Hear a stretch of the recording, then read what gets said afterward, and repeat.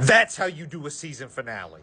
Everything about the season 1 finale of Severance was top tier. Sorry guys, I'm a little excited because this was just chef's kiss. Beautiful. And thank God I didn't watch it until like days before the season 2 premiere, because this cliffhanger that we were left off on, holy shit, I couldn't imagine having to wait like however long you guys have waited. Now, I want to backtrack a little bit because I want to say something.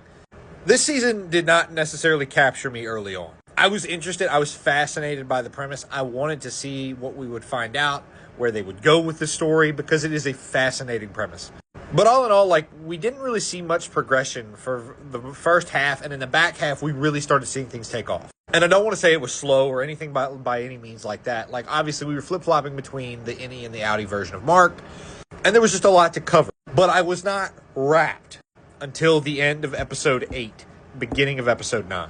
But the season finale was done on a masterful level. Constantly flipping back and forth. Before I go any further, spoilers ahead. Go ahead and click off. 3, 2, 1.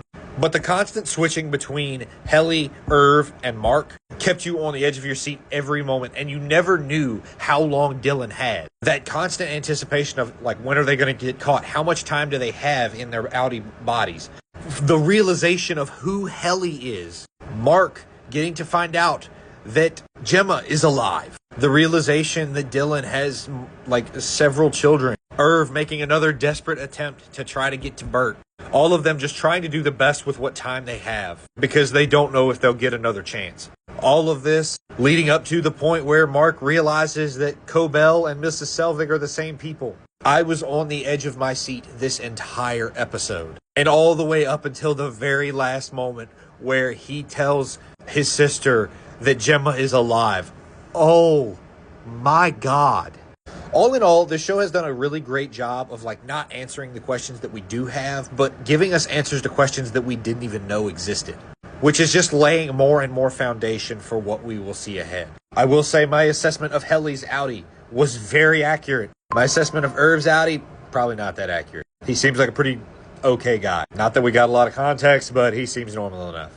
But all in all, this season was very good. A lot of people saying it's like the greatest thing ever. I don't necessarily agree, but that season finale was top tier. I am beyond excited to see where season 2 goes, and I want to thank everybody who recommended this for me. I'm giving the season finale a 10 out of 10, easy, like 9.9 at the lowest. As the whole season, I would have to put it somewhere around about an 8.34-ish, which is pretty good. I definitely don't have any major complaints, and I think for the most part it was very well done.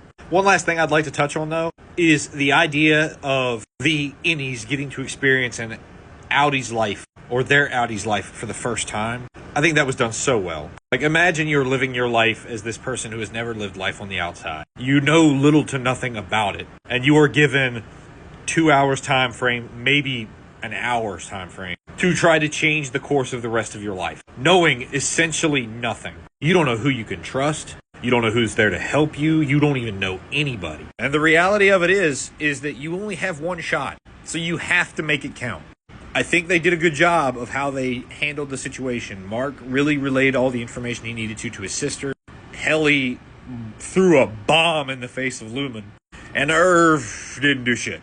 2 out of 3 of them did really good jobs. Irv did the best thing he knew how to do. Once again, all in all, I think this was a beautiful season finale, a great setup for season 2, and I cannot wait to see where it goes. Now it's time to get back to Dark. And once again, if the ban does go through, you can find me at my YouTube or my Patreon. There's a lot more stuff on my Patreon as of right now than on YouTube, but you can find me at either one of those places. Both of them are in the link in my bio.